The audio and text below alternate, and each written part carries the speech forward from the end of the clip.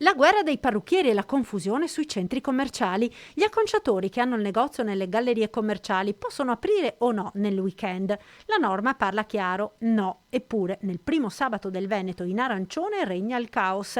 Da Treviso a Venezia a Vicenza fioccano le segnalazioni di saloni aperti eppure subissati di prenotazioni, visto che dopo 3 settimane di chiusura la voglia di messa in piega, taglio e tinta è tanta. E monta la rabbia di chi ha tenuto chiuso. Da dove origini la confusione cerca di spiegarlo Confartigianato, che rimarca la differenza tra le misure previste dal decreto Conte rispetto a quello di Draghi. Noi siamo artigiani, quindi doveva rimanere chiuso solamente l'attività del commercio, che poteva essere una vendita di un vestito o di una scarpa. Quindi noi non facevamo parte di quella realtà essendo attività artigiane, quindi c'era stata data l'apertura. Questo perché dico?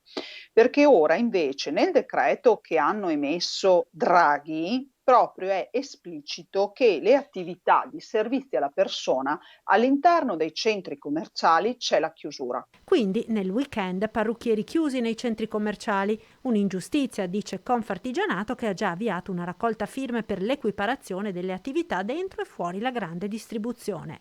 Resta la questione di chi oggi è aperto, furbetti dell'acconciatura o convinti in buona fede di poterlo fare? Niente, quindi chi ha tenuto aperto in buona fede oggi lo ha fatto, se non è andata dentro nessuna ispezione potrebbe anche passarla liscia, però ovviamente avendo un registratore di cassa che fa uno scontrino online, la verifica ti viene. C'è chi dopo ovviamente dice: "Vabbè, ci provo e tengo aperto", però la realtà è tutta un'altra.